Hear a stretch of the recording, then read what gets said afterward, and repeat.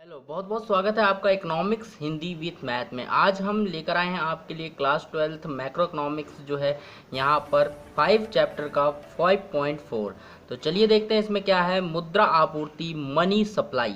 तो इसमें हम पढ़ेंगे कि मनी सप्लाई क्या होती है। तो दोस्तों, अगर हमारे चैनल पर आप पहली बार आए हैं तो आप इस चैनल को सब्सक्राइब करें और साथ ही बेल आइकन दबाएं ताकि आपको जो है वीडियो सबसे पहले मिल सके। और अगर आपने जो है पुरानी वीडियो नहीं देखी है इस चैप्टर की तो वो जाकर देखिए, प्लेलिस्ट में चैनल की आपको मिल जाएंगी। तो चलिए आज शुरू करते हैं और देखते हैं कि मुद्रा आपूर्ति किसे कहते हैं और किस प्रकार से मुद्रा आपूर्ति जो है होती है। तो मुद्रा आपूर्ति से अभिप्राय अर्थव्यवस्था में एक विशेष समय बिंदु पर जनता के पास उपलब्ध मुद्रा की कुल मात्रा से है।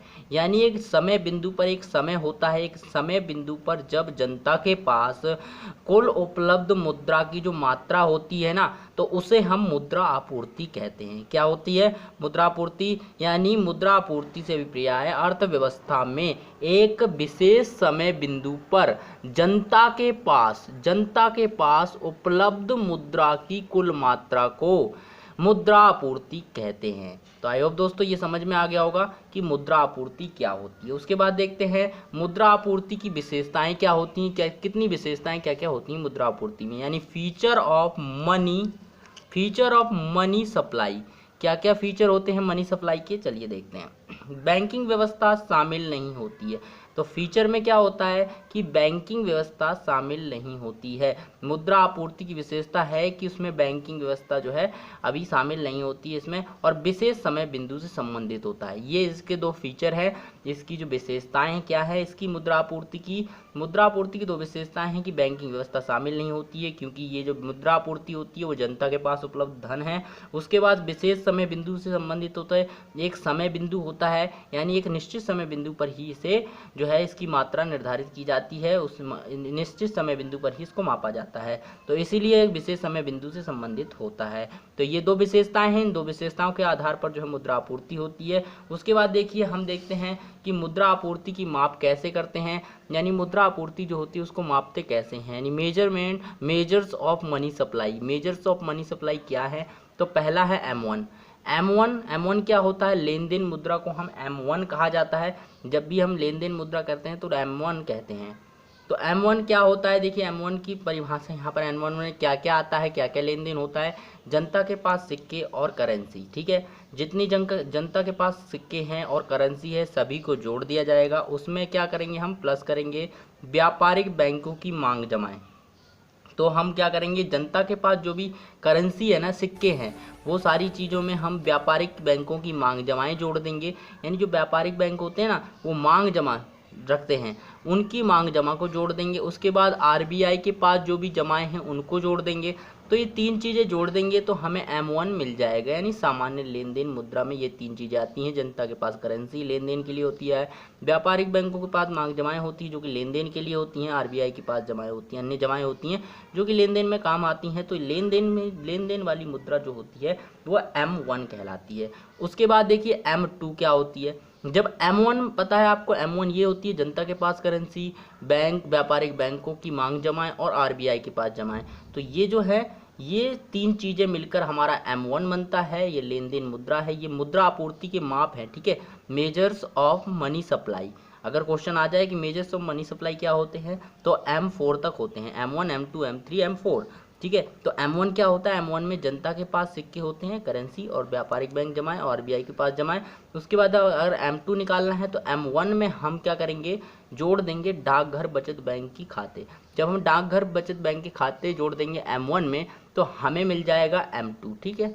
तो हमें क्या मिल जाएगा, M2 मिल जाएगा। उसके बाद देखिए M3 की बात करते हैं। M3 में क्या होता है, M3 इक्वल टू होता है M1 में हम क्या कर रहे हैं, M1 में हम जोड़ रहे हैं बैंकों के पास शुद्ध सावधिक जमाएं, ठीक है। सावधिक जमाएं का मतलब, सावधिक का मतलब होता है सा अवधि, एक अवधि के बाद। यानी जैसे एफडी करवाते हैं ना, फिक्स डिपॉजिट, यानी एक अवधि में जमा कर देते, बाद में एक अवधि समाप्त होने के बाद, एक समय के बाद ही उस पैसे को निकाल सकते हैं। तो वही है यहाँ पर सावधिक जमा। सावधि का मतलब है फिक्स डिपॉजिट, ठीक है। फिक्स डिपॉजिट के समय अवधि के बाद ही हम निकाल सकते हैं। तो बैंक के पास शुद्ध जमाएं अगर जोड़ देंगे हम और सावधिक जमाएं जो हैं M1 में जोड़ देंगे तो हमारा M3 निकलेगा, ठीक है। M4 निकालना है हमें। M4 कैसे निकलेगा, M4 के लिए हमें M4 इक्वल टू M3 में हमें जोड़ना पड़ेगा डाकघर बचत बैंक की कुल जमाएं जो NSC होती हैं। NSC नहीं होती है, मतलब यहाँ पर डाकघर बचत जो होती है ना उसकी बैंक की कुल जमाएं, डाकघर में जो बचत की कुल जमाएं हैं उनको अगर हम MC में जोड़ देंगे तो हमारा M4 निकल आएगा। तो हमारा क्या क्या हमने देखा इसमें, हमने देखा M1 क्या होता है, जनता के पास करेंसी, व्यापारिक बैंकों की जमाएं और RBI के पास जमाएं, तीन चीज़ें जोड़ के M1 बनता है। इसे मुद्रा, लेन देन मुद्रा भी कहते हैं। उसके बाद M1 अगर M2 निकालना है तो M1 में डाकघर बचत जमा जोड़ देंगे, यानी डाकघर की बचत बैंक खाते जोड़ दिए जाएंगे तो हमारा M2 निकल आएगा। उसके बाद M3 निकालना है तो M1 में हम जोड़ देंगे बैंकों के पास शुद्ध जमाएं, ठीक है, बैंकों के पास शुद्ध जमाएं अगर जोड़ देंगे, सावधिक जमाएं जोड़ देंगे तो हमारा M3 निकलेगा। और अगर M3 में, अब देखिए M3 में हम 4 निकाले, देखिए M2 और 3 निकालने का फॉर्मूला क्या है कि M1 में डाकघर बचत जमा जोड़ दें और M1 में फिर से बैंक के पास शुद्ध सावधिक जमा जोड़ दें तो हमारा M3 निकलेगा।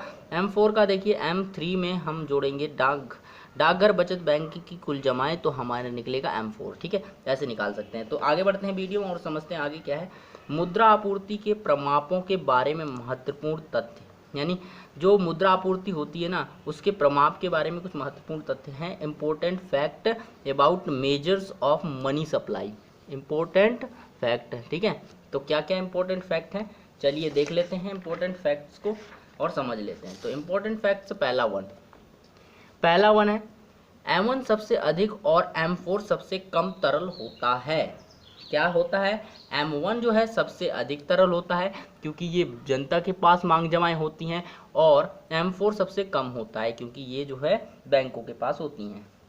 उसके बाद M3 सबसे अधिक मुद्रा आपूर्ति के लिए प्रयुक्त, यानी जो M3 होता है वो सबसे अधिक मुद्रा आपूर्ति के लिए प्रयुक्त होता है, यानी M3 में सबसे ज़्यादा मुद्रा होती है और ये सबसे ज़्यादा मुद्रा आपूर्ति करता है, इसलिए ये फैक्ट है कि सबसे अधिक मुद्रा आपूर्ति के लिए इसका प्रयोग किया जाता है। समग्र मौद्रिक संसाधन है ये, ठीक है। जैसे और यहाँ पर देखिए तीसरा पॉइंट है मुद्रा और M2 मुद्रा आपूर्ति की संकुचित अवधारणा है।